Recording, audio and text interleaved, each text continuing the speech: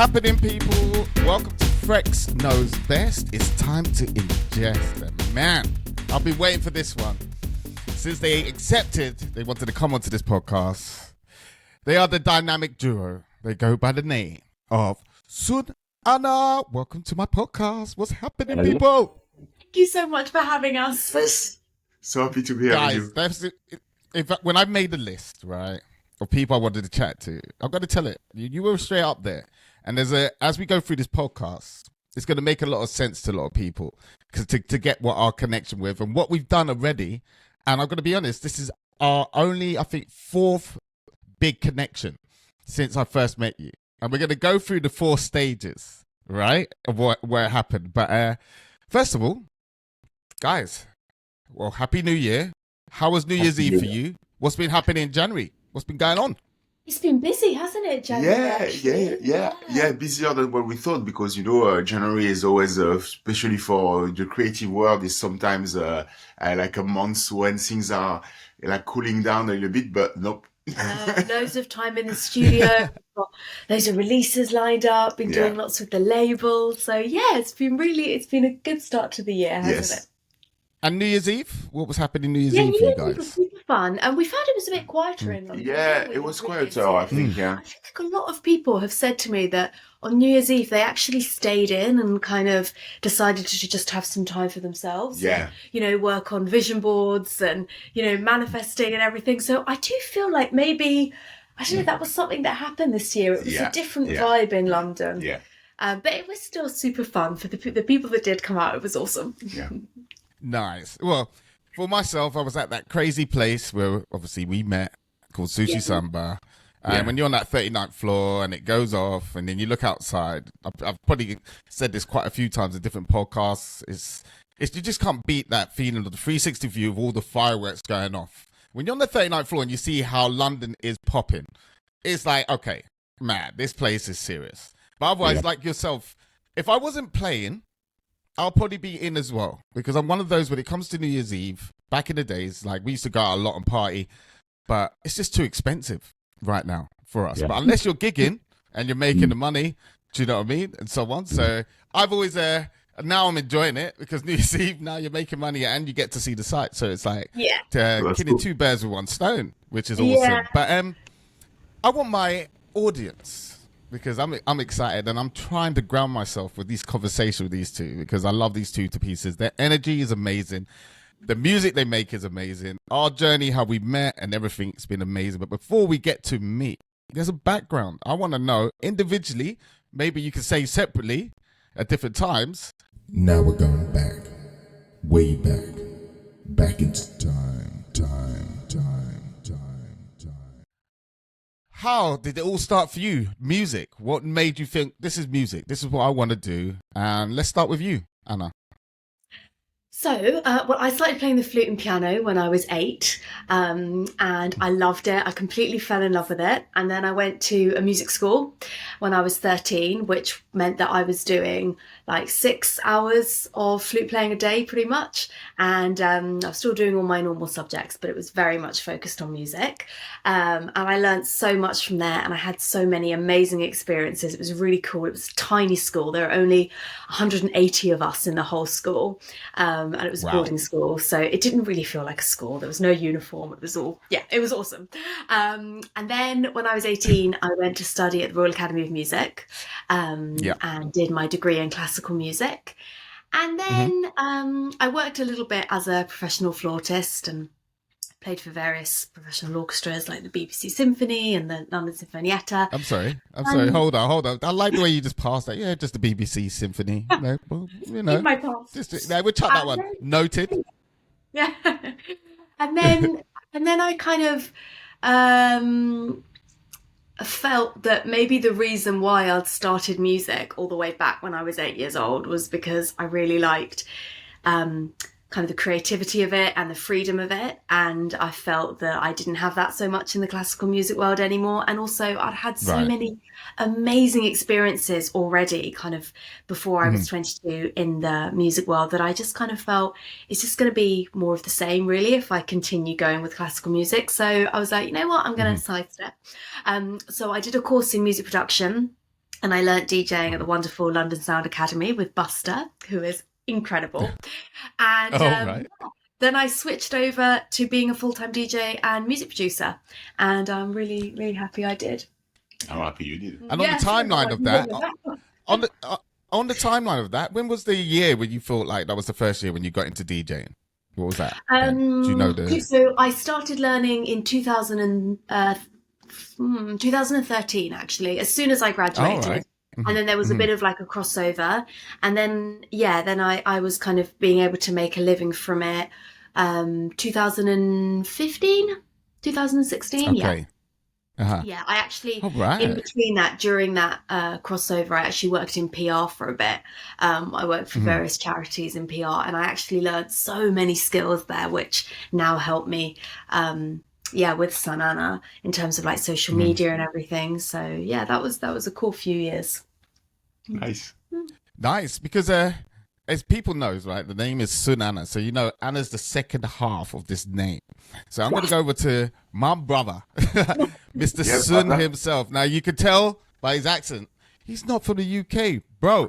Give us your background, man. Where you bring it on?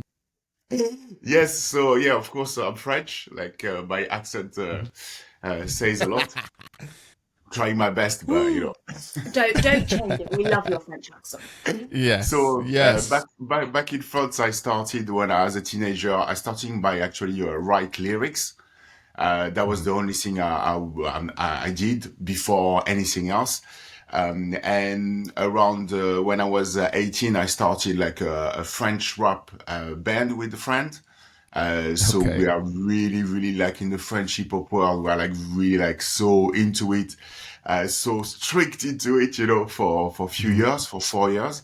And after that, I started to work also as a solo, but still in the hip hop. So I was really, really in the hip hop world. Starting also doing a bit of raga, dancehall. And I work with a friend called Victor Betty, and I started like to do like a lot of concepts as like solo artist, but he was the composer behind. And so I did that for a few years, and in the same times, I started to DJ. At start, it was just like some, you know, basically I was the one, like every time we doing like a, you know, a party with friends, I was the one like, you know, putting the music, playing some songs, some tunes, etc. And they were like, oh, you know, you are DJ, blah, blah, etc. And I started to really love it. Yep. and I started to go into it. And I've been like completely obsessed with it. And in the same times as well, so I was keeping like working. I did so many jobs you can't even imagine.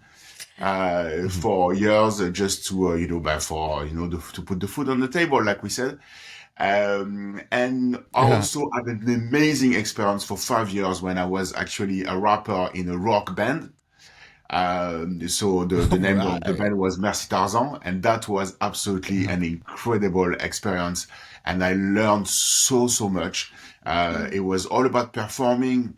We toured in Europe. It was like awesome. And so, and during this time as well, I was DJing clubs in France, and I came in London like a bit more than 7 years ago you know, to keep going here. And and I met Anna, and and now the rest have been like incredible so far. I mean, but man, what part of France? I'm just curious because France is massive. Like, what part of France I'm came from? I'm actually born in Paris, but I lived in Toulouse all my life until coming in London. So I'm really like a south of France guy in the soul, because I lived all my life there. So you know, and it's the culture out there. I know from they love their hip hop, right? So that's massive out of France. Yeah. Would you say that's one of the big ones? Yeah. Yeah. Man, I would love to see if there was footage going around.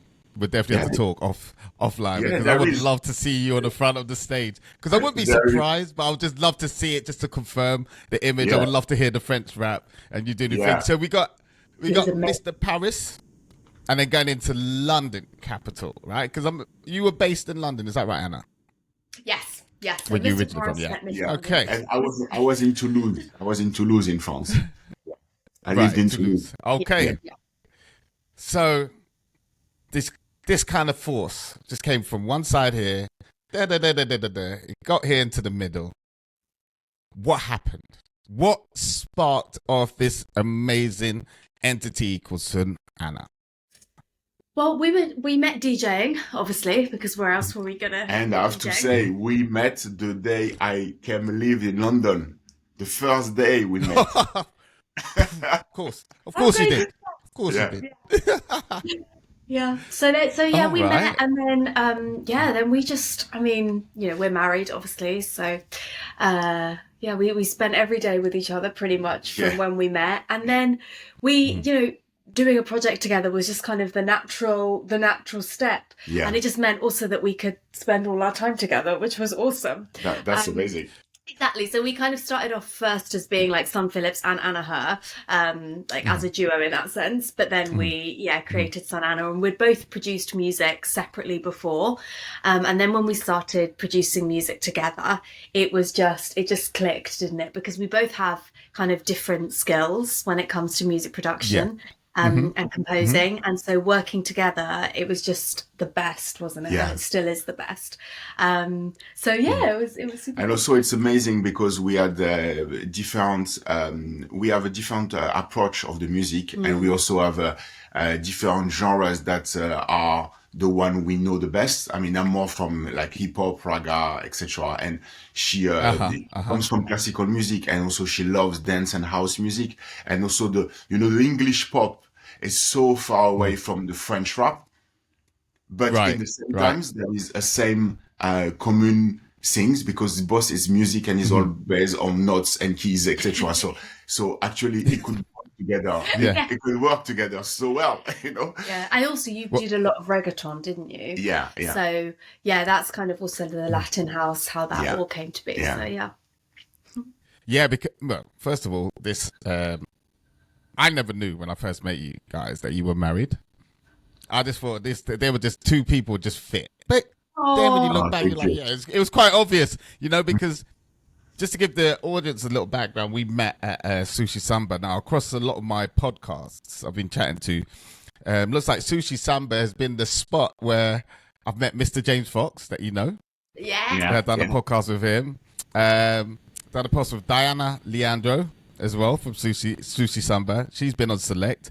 And it's funny, these podcasts I'm doing, because we all seem to go back to the spot of Sushi Samba. Like, it seemed to be the spot where we met, and then that energy went boom, and then everything kind of moved on from there. But that's for the audience to know, that's where I met Sunana, and that was like one of the special nights for me of being in Sushi Samba. The energy from these two, just like, and I would always say that with DJs, if you can react with me and you play that tune, the saxophone screams.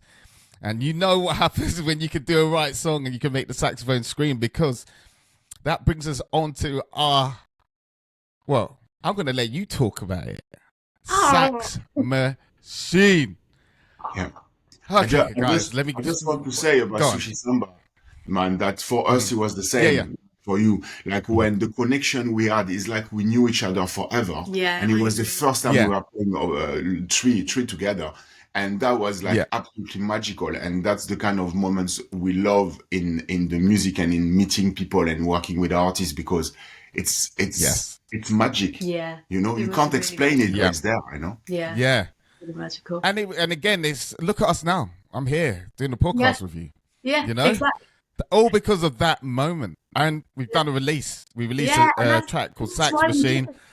You know, because we felt that connection to Samba, which was amazing. So as you said, it was called Sax Machine, and it was on the our launch EP of our label, The Vibe Arrived. It was the lead single.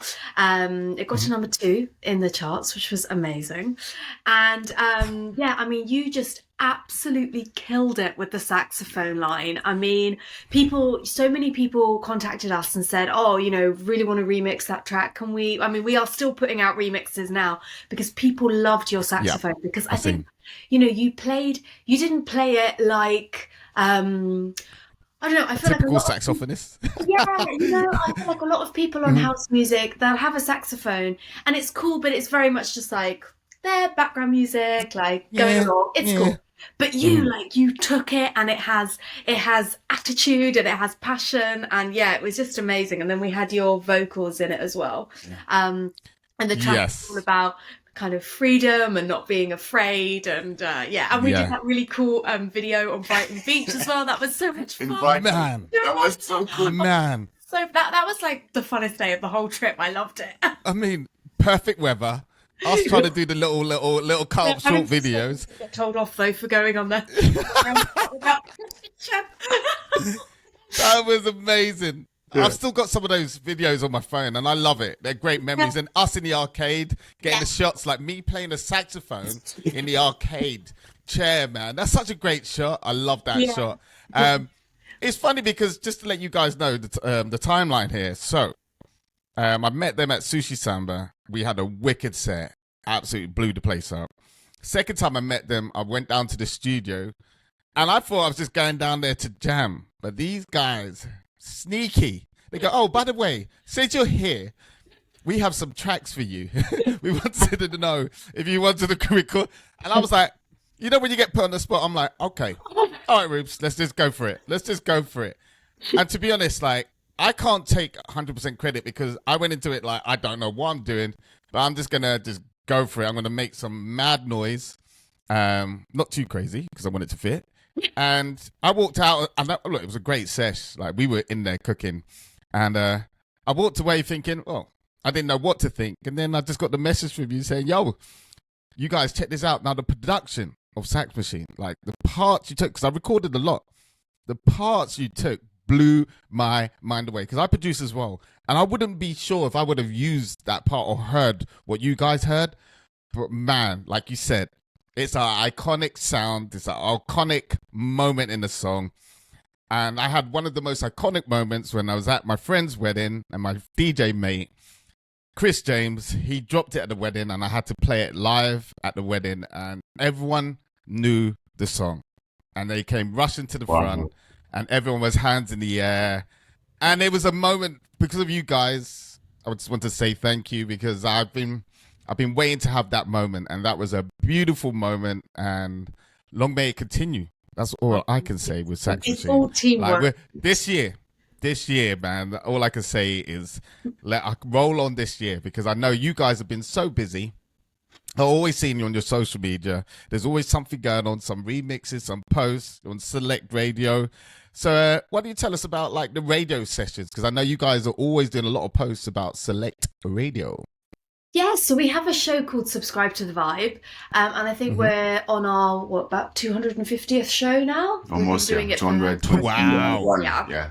And yeah, it's just, we love it because it just means that every week we can celebrate new music from amazing artists, big artists, underground artists, and also every week we have a guest on, and sometimes they've been huge guests, like we've had Martin Garrix, we've had Vintage Culture, Oliver Heldens, Afrojack, huge artists like that. But then also we've had underground artists on as well. It doesn't matter if you're big or you're small. If we like your music and we like your style, we'd love to have you as a guest. Amazing. That's always in the second half of the show, and that's awesome. And we really enjoy it, don't we? We really enjoy it because for us, music is all about the community, and it's all about sharing music and supporting each other. So for us, we think that having a radio show and then having guests on that radio show is one of the best ways to do it. And when is the show? So if people are listening now, when will the show, the times, what day, and so on? So it's every Sunday. It's every Sunday on Select Radio. It's on FM in London, 11 o'clock PM UK time. And then you can also listen back online. Perfect. So this is all present day. Is there anything else which is happening right now in the Sunana universe today? What's going on? Where you playing? Any more releases in the background? I'm guessing there is. I can answer that for you. Of course there is. There's a whole backlog with you two. So could you let us know what's happening right now? Yeah, we have 3 tracks actually that coming up in February. We have a track named I Papi, when it's like a really like a blend between Latin house music and like 90s piano classic. So really happy about this one. Really happy to have done this. And that's on Wildcard. And that's will be released on Wildcard the 9th of February. Right. And we have also last week of February we have also an EP with Vivifier Records. When there is 2 tracks, one is Raw Energy, the other one is Tima, and Tima is also like a collaboration with a DJ called One Man Sound, and that is will be released so end of the February. And it also has the vocalist, the SOS, which is incredible. SOS from London. Right. Yeah, nice. And the first track, Raw Energy, on this EP is like there is like a dancehall, really dancehall vocal, mixed with like a really bass house sound, and Sam we're really happy about it. It's really like raw energy. Yeah. And then we've got loads of other releases coming up over the next 6 months. Yes. I mean, I think we're looking at kind of 10 releases, which is awesome. We've got an official remix coming out with Adesso, which is amazing. And then our own label, The Vibe Arrived, as well. We've got some huge tunes coming up on there, which is amazing. We're also going to be doing like a little bit of a rebranding with all the artwork, which is cool. And then also on our Instagram, yesterday we announced that we're now officially part of the Miami 305 family, which is just amazing. about to say that. This is you. so Amazing. cool. We're so grateful they for work it. with so many artists that we admire. Yeah. Amazing. So to be part of that family is amazing. It's incredible. So, we've got some tracks coming out with them as well. and also for booking. Yeah. Yes. And what about DJing? Like any venues that you playing? You got coming up? Any new venues or old ones? New, still at? I mean, we're going to see how it is with festivals and stuff. Waiting for the announcements of it. Going to Ibiza in a few months' time. So, Oh, man. Every time someone says Ibiza, man, I'm just having to open up that door. Every guest I've spoken to, like going from Mr. James Foxx, even like hearing the story, when he was talking about he's going to be going out there this year. Dayane's going out there this year. Her story is amazing. I can't wait for you to listen to her podcast because I did not know her story, and her story is absolutely amazing. Yeah. Like I said, us musicians and DJs, like we go out, we do our performance, we don't have a time to really catch up. Yeah. We're just so all over the place and busy. But this is why I think I'm really loving the podcast, because you get to really get a background and where it all began, where it all started, and conversations I don't normally get time to have. Exactly. So this is why I'm enjoying this podcast. Like one other thing is and I brought this up with other people, is during that whole time when the world stopped, like this is historical, right? During the COVID, how did you guys cope with it? I asked this question because I feel like there was a lot of change. People made a lot of big decisions during that time, and a lot of people that I know which made a big decision have flourished. They've kind of moved on. They've done something different. Did you use that opportunity when you was in lockdown to review what you guys were doing and feel like, right, let's start something new, or let's go and go up to the next level? No. Oh, sweetie. I like that. Nah. We just carried on. Yes. We just have to keep going. I mean, we just kind of like kept going, because I mean, we were, having both done other jobs before in our life, we both kind of already knew that music was definitely what we wanted to do, and that was the only thing that we ever want to do.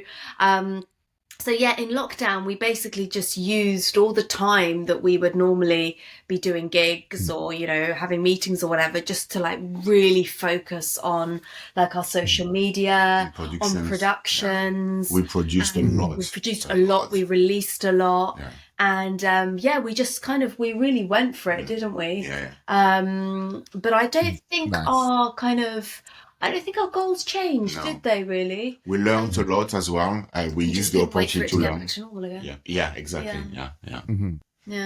That was... it's interesting because, speaking like myself, I moved down to Brighton, and I thought I needed a change of scenery because I just felt there was a energy which I needed a difference in. Boy, and you guys know, since moving down here, I haven't looked back. I love the vibe. I love the energy. No pun intended. the vibe did arrive. And that was myself, and I loved it. And yeah, look, guys, I know for yourselves, like I always say, the door's open. I can't wait for when the weather's better. Guys, get down here, man. Come and jam. And come to the studio as well, because there'll be a lot more sax material and all of this. Now, we'll definitely do that. For the viewers who are watching right now, as you can see, this couple here, they didn't plan this, as you can tell by Anna's top. Genuinely, we didn't. This happened by mistake, right? But at the same time, you can't tell with these two because they're so synced, and their style. If you look at all their posts, man, these two they're in their own lane, right? So let's bring this back to styles now, just for the audience who's listening as well. Where do you get your vibe from with your style? What's your influence? Is it just like you just kind of go, I'm going to shop here or I shop there or whatever works, charity shops? Fill me in. I mean, we like colour and we like clothes with a little bit of a twist.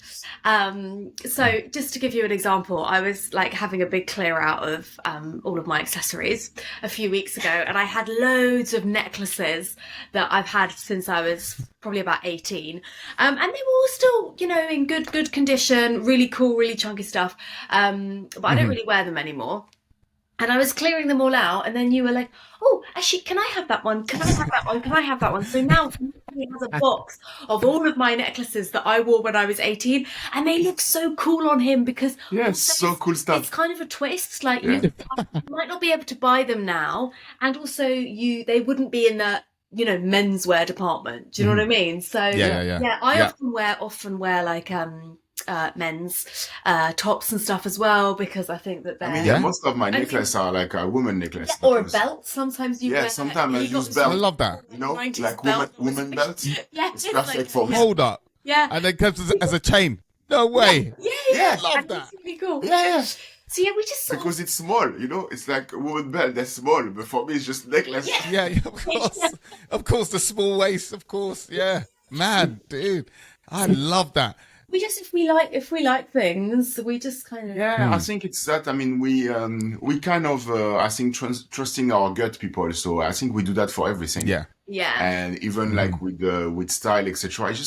I mean, when most of people, when we children, we wear like colors. We don't care. We just we love something. We just wearing. We don't looking for what people will think or whatever. No.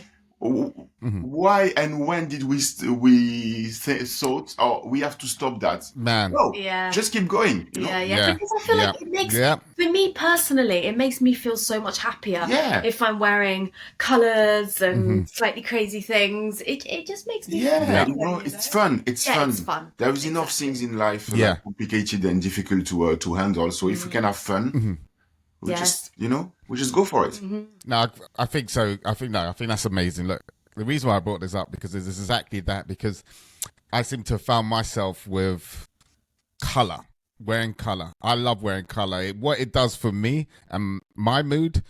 And obviously, when I saw you guys, I just looked at it and I thought, I love that you don't care about what people think, and I'm that person. I just don't care. I'm just wear what I want. And when I grew up in certain areas, like people do care what you wear. They would like to comment. But I come down to Brighton and you could be whoever you are down here. It's like Brighton is like Camden Town on steroids. Like people just representing everyone's in their own lane, everyone's repping their own style. And I love the quirkiness of your style as well, because I used to be in a band called Sound Citizens, and everything about our style and how we were as a band was exactly how you two rock. Like we would mix and match from different garments, whether it be female, whether it be male, and we'll just make it work. And we'll just give it our little tick to it, our little style to it, and people loved it. And I think when you're in your own lane, people love that you just you're different, you're unique, and you're represented. So I salute you two for that, man. Like, love your style. Keep thank you repping so because much. honestly, Thank you. you two and your style, man. Trust me, I see it all the time, and it just shines up on the social media, which is always good to see. This coordination with the hat and the top. Honestly, I'm cringing slightly. I know. It genuinely wasn't deliberate. Like, It was not I put deliberate this on, at all. and then he was in the other room and he put this on, and then we both sat and here you and know I was what? like, and it doesn't even look, in real life it doesn't No. even look that similar, but on the screen it looks identical. And you know why I put that? Because I saw, I want to put something like quickly, and we were in the rush, and so I opened my my drawer, and I took the first one I thought. And, You know? and now TV presenters or something matching. Look, I'll be honest with you, I came onto this, right, and I was trying to look for something really funky, and a lot of my funky stuff are like jumpers or cardigans, right? But when I'm in the studio and I've got the lights on me, I'm cooking. So I couldn't even represent for you guys because I wanted to come out here a bit outrageous. But I know these lights I've learned in the podcast. Yes. Yeah. All right, yeah. So I just let my vibe be outrageous. Yes, we love Amazing.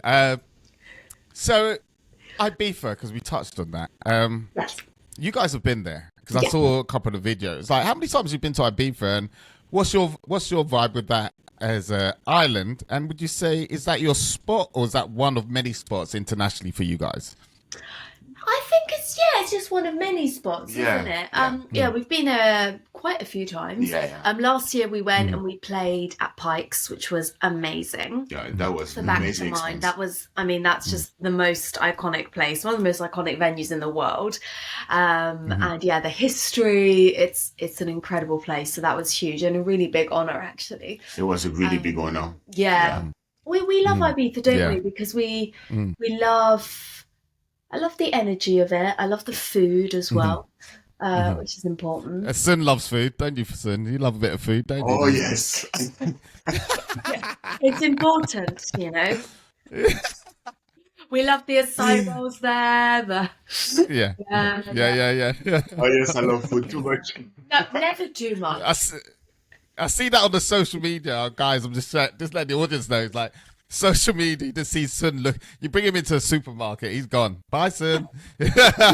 Bye. Anna's always chasing him, trying to tell him. And you know, it's not a new thing. I've been there. Like, bless my parents. I've been there like that all my life. Since you were a baby. Even when I was a baby, when I was a baby and we were in public, you know, like how do you call the you know, like when for the really the baby, you know, The pouches. yeah. So they had to they were preparing it. They had to hide it from me because if I see it, I start screaming.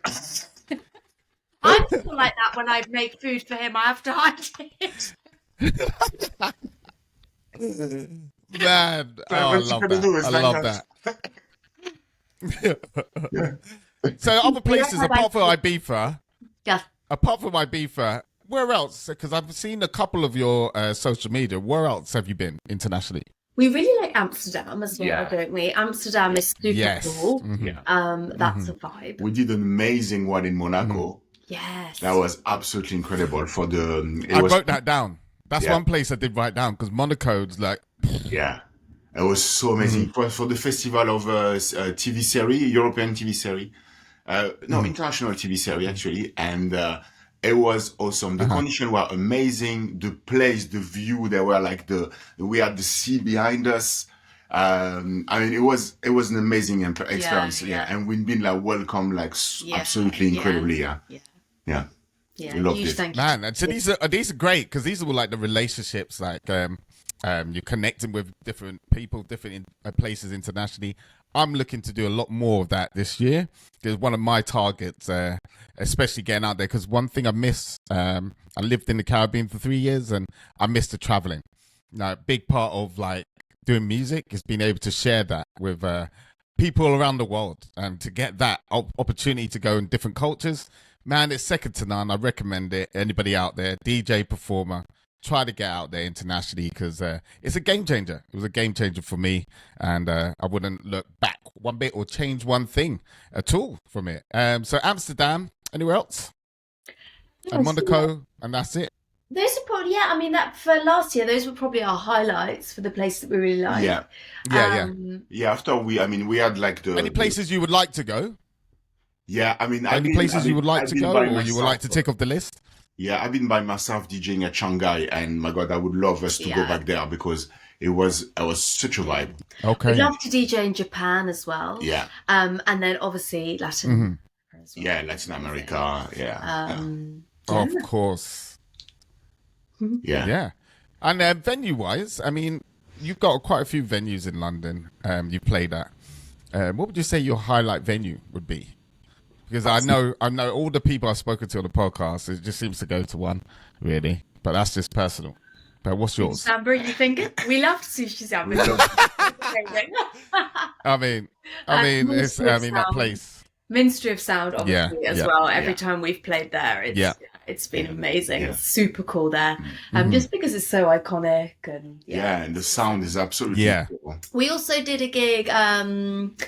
Oh no, I've forgotten what it was called. Give me a moment. For Morning Gloryville. We did an amazing gig there. You need to help me with this. Do you remember what it was called? The Steel Yard. There you go. The Steel Yard. You remember? Is the one I never remember. Steel Yard. It's all good, babes. That was a really cool venue as well. Yeah, it's true. That was amazing there. Yeah. Still around? Huh? Are you still around? Oh, man, you've done good. Look, guys, these guys have done a lot. Can you hear me? Yeah, we can hear you now. Yeah. Yes, we can. Yeah, we can hear you. Perfect. Yeah. Perfect. Because I thought it can't end there. It Yeah. can't end there. So, now what's the future? What's the future for Sunana? What you guys aiming towards, and so on? World domination, perhaps. But in the more short term, The talk offline. That's not the show. Yeah, within like a month. Just keep releasing tracks, keep working with people like yourself who are amazing and inspire us. We've got our label obviously as well, The Vibe Arrived, which we want to keep pushing, and we want to keep releasing amazing artists on, releasing kind of a track every week at the moment, which is awesome. Yeah.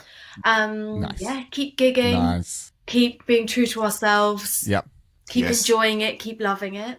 Yeah, and if you are any for the people that are listening your podcast of your viewers, if they any music producers that are doing Latin house, Afro house, tech house with tribal elements, tribal or tropical elements, you can send it to us. Go to our website, wearesunana.com, and you can send your demos, and we'll send us your demos for the label, but also send us your promos for the radio stations and also just our sets. And you can just if you add add yourself to the newsletter, you can receive also our promos and the promos of the label. Yeah. 100%. I'll make sure all those links, connections are to you guys. Amazing. I'll make sure I'll put it because this can be released on YouTube, hopefully Spotify, iTunes, and all that good stuff. I'm doing a whole collective. I've got probably another 8 to do before I call this one season 1. So I just want to say thank you to you both for making a bit of history for me for season 1 of FREKS Knows Best. You guys have been amazing. Long may this journey continue. This ain't going to be the last time, guys, because you guys are doing too much. There's definitely going to be a part 2, 3 of FREKS Knows Best. So I just want to say blessings and higher. And guys, have a beautiful day. And I'll speak to you. Thank you so soon. much. Thank you. Bye. Peace.